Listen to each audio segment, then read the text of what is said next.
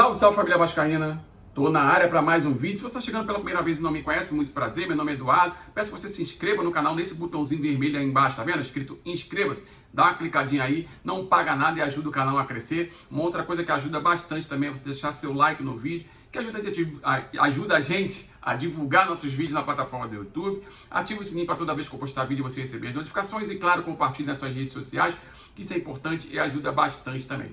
Hoje eu vim falar a respeito do diretor de futebol novo, Alexandre Matos, executivo de futebol aí, chegou, né, é um nome de peso para a função, né, é um profissional experiente, qualificado, vitorioso, com projetos consolidados ao longo da carreira, ao longo dos 20 anos, né, da carreira dele, que ele falou na primeira entrevista que ele deu, logo quando chegou no aeroporto. Eu estava torcendo por essa chegada dele, né, justamente porque eu inclusive tinha falado isso lá no final de 2022, nessa questão logo pós-SAF, né, que o Vasco virou SAF. Eu cheguei naquela oportunidade e falei o seguinte, que o Vasco, nesse momento, não tem condições de fazer apostas. O Vasco precisa de profissionais experientes, qualificados, né, com projetos vitoriosos. Por quê? Você fazendo isso, claro, são caros, não são baratos, né? Mas você fazendo isso, você diminui a chance de erro. Por quê? Porque esses profissionais já passaram por situações que as apostas não passaram. E o histórico recente do Vasco, seja de resultados esportivos muito ruins ao longo de muito tempo, seja a fratura interna no clube, com torcida rachada, entre SAF sim, SAF não, toda aquela briga que vem desde muito tempo, essa briga política, mas que alcançou níveis muito altos em 2020, com aquela ruptura institucional, de respeito ao estatuto, enfim, isso todo mundo já sabe. Então, analisando todo esse cenário, né, além disso, com o acesso da Série B para a Série A muito ruim na última partida contra o Ituano, no sufoco e tal, ou seja, os nervos estavam à flor da pele. Então, para 2023, né, era claro e evidente que as derrotas do Vasco iriam pesar muito mais do que as derrotas para dos demais, né? Que o ambiente vascaíno era muito ruim, a pressão era muito maior em cima do Vasco do que em cima dos demais, por todo esse histórico que eu falei para vocês. Diante disso, né, eu não apostaria em profissionais de início de carreira. Eu falei isso lá atrás, né? E, no entanto, né, a empresa optou por trazer profissionais com trabalhos não consolidados, apostas, né, trabalhos inclusive questionados, como foi, por exemplo, no caso do diretor que foi demitido, né, que saiu muito questionado do Internacional, né, e a questão do próprio treinador Barbieri, que não era um treinador, é um treinador que está iniciando a carreira ainda, né, que ainda não tem uma carreira com títulos, né, enfim. E a empresa resolveu apostar e pagou o preço no final, né? Pagou o preço no final. Porque o diretor de futebol ele entregou o pior custo-benefício da história do clube, né? Que foi apareceu um negócio na tela aqui, por isso que eu botei o dedinho, tô gravando no celular, né? Então, entregou o pior custo-benefício da história, pelo fato de foi o diretor de futebol que mais teve recursos em mãos para investir no futebol, para entregar esse resultado pífio. Resultados iguais aos que outros gestores de futebol entregaram, sem ter o volume de recursos que ele teve, né? Então ele, na minha concepção, diante disso, da performance que ele teve na pasta e do resultado que ele entregou, para mim foi um dos piores da história, junto com o Alexandre Pássaro, que entregou o pior resultado esportivo da história, que foi a permanência na Série B, né? Então, e com investidor, meu amigo, não tem amizade, né? Não tem amizade, não tem essa questão de, me abraça aqui, eu vou deixar você aqui, você fez um trabalho ruim, mas eu vou deixar você aqui. Não tem isso, né? O trabalho dele foi avaliado, acredito eu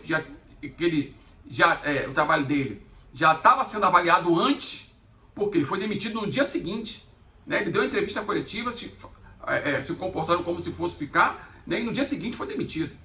Ou seja, a empresa já tinha batido o martelo, na minha concepção, a respeito da demissão dele, né? De forma correta, na minha humilde opinião. Você não pode permanecer deixar no cargo uma pessoa que entrega um resultado tão ruim que nem entregou na temporada, né? E aí vem o X da questão. A empresa ela poderia demitir o Paulo Brax e trazer uma outra aposta, né? Trazer uma outra aposta. E não. O movimento, né, da empresa foi totalmente diferente. Ela trouxe um profissional com um perfil totalmente diferente, um profissional vencedor, como eu falei para vocês. Se analisar a carreira dele, tem 4 títulos brasileiros. Participou da reestruturação do Palmeiras, né, ganhando o título da Copa do Brasil em 2015, se eu não me engano, me corrija se eu estiver errado. Foi bicampeão com o Cruzeiro, né, trazendo jogadores ali como Ricardo Goulart, Everton Ribeiro, né? Então, ele fez contratações importantes, fez vendas importantes também para os seus clubes. Por exemplo, contratou o Vitor Roque do Atlético Paranaense, que o Atlético Paranaense vendeu por 400 milhões, né? Mais de 50% da SAF do Vasco, né? Então, assim, é um profissional que era o que o Vasco precisava, na minha humilde opinião. Se vocês pegarem a declaração do treinador na coletiva, falando que para o Vasco sair dessa caverna da mediocridade, ele não falou isso, eu que estou falando, né?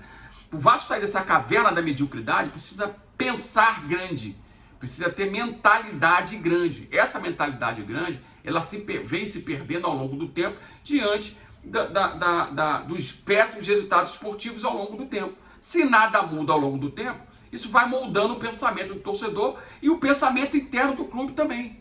O clube passa a se conformar com a mediocridade, mesmo sendo gigante. Passa a se conformar com a mediocridade, né?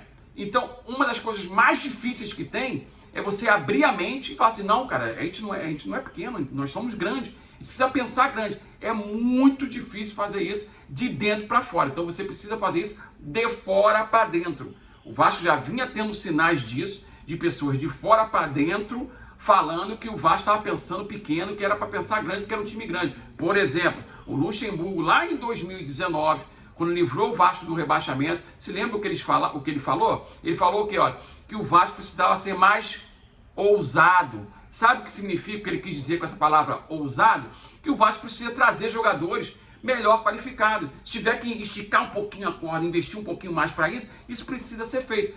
Precisa contratar, precisa fazer isso com 30 jogadores? Não. Mas na espinha dorsal, precisa esticar um pouquinho a corda, ser um pouquinho mais ousado, para justamente não passar sufoco, né? Mas naquela época a gente estava sobre austeridade, se lembra disso? Estava sobre austeridade e os resultados ruins, né, se repetem ao longo do tempo. Porque no futebol, se você pegar e analisar as folhas salariais, né, com investimentos, você vai ver que os clubes, não é uma regra, não é a regra, né, mas geralmente os clubes que mais investem e que tem maior folha salarial chegam no topo da tabela. Salvo algumas exceções, aí depende da qualificação do profissional do departamento de futebol, que às vezes o cara é muito qualificado, então com pouco ele faz muito e consegue botar o time no topo da tabela, mas geralmente isso é exceção. A regra é quem investe mais chega lá em cima. Então esse negócio de austeridade, é óbvio que precisa ter um equilíbrio. Na vida tudo é equilíbrio. Não é austeridade radical e nem gastança desenfreada. Você precisa ter um equilíbrio. Em certas posições, você dá para segurar mais um pouco, botar um pé no freio. Em outras posições, chaves, você não tem como botar um pé no freio. Por exemplo, Germancano, né? Germancano, que na caverna da mediocridade, Germancano era um peso morto. Aí entrou para a história do clube do rival, né? Então, assim, esse pensamento medíocre, é muito difícil, como eu falei para vocês, mudar esse pensamento de dentro para fora. Essa mudança vai vir de fora para dentro. E a empresa está tomando atitudes, agora tomando atitudes, né, nesse sentido de tentar mudar essa mentalidade aí. Que atitude é essa? Por exemplo, né, a contratação do Alexandre Matos, que é um cara acima da média do mercado. Então, com isso, aumentam as chances, não significa que vai dar certo, porque o futebol é imprevisível, mas aumentam as chances de dar certo, né? É um profissional mais experiente, enfim, melhor qualificado, né? Paralelo a isso, teve a renovação do Ramon Dias, que foi para 2025, agora ele tinha contrato até 2024, foi para 2025, ou seja, você juntar, né? Você já tem um tripé, treinador bom, diretor de futebol acima da média e dinheiro para investir. Ou seja, ao que tudo indica, né, com esse pilar aqui, todo mundo se comunicando de forma certinho, né, a tendência é o Vasco ter um ano de 2024 muito diferente de 2023. A tendência, tá? A tendência. A gente torce para que dê certo, até porque ninguém aguenta mais lutar contra o rebaixamento, que nem foi esse ano. Acho que esse ano foi o ápice. Esse ano foi o ápice. Sofrimento extremo. Aliás, o sofrimento extremo vem de muitos anos, né? Então, a tendência é dar certo. E a gente torce por isso. A gente torce por isso, né? Esse tripé aí, treinador bom, executivo bom, com dinheiro na mão. Ele tem que ter autonomia, coisa importante. Ele tem que ter autonomia, né? Ó, toma aqui, o orçamento é esse aqui, você tem X reais para você gastar pra ajustes do elenco, tá? Ele vai ter que fazer ajustes no elenco aí, né? Que isso aí a gente vai deixar para falar num próximo vídeo, tá? O vídeo de hoje foi para falar da chegada do Alexandre Matos. Eu gostei bastante, junto com a permanência do treinador, né? Então, profissionais qualificados irão montar o elenco para 2024 e isso aí já aumenta a esperança do torcedor por dias melhores que a gente precisa e a gente merece, né? Porque a gente entrega tudo para o clube e não recebe nada em troca, além de incompetência, de arrogância e de prepotência das pessoas que estão lá dentro há anos, né? Participando de todo esse processo dos últimos 20 anos, né? Mas que ficaram atrás da cortina da fumaça. Qual a cortina da fumaça? Na dúvida, a culpa é do Eurico, fica atrás da cortina da fumaça e passa batido aos olhos da massa, né? E aí ficam de hipocrisia, esse tipo de coisa, mas isso aqui não é o ponto crucial do vídeo. Espero que vocês tenham gostado do vídeo de hoje. Se vocês gostaram, peço mais uma vez que se inscreva no canal, deixe seu like no vídeo, ative o sininho para toda vez que eu postar vídeo você receber as notificações. Um abraço e até o próximo vídeo. Valeu!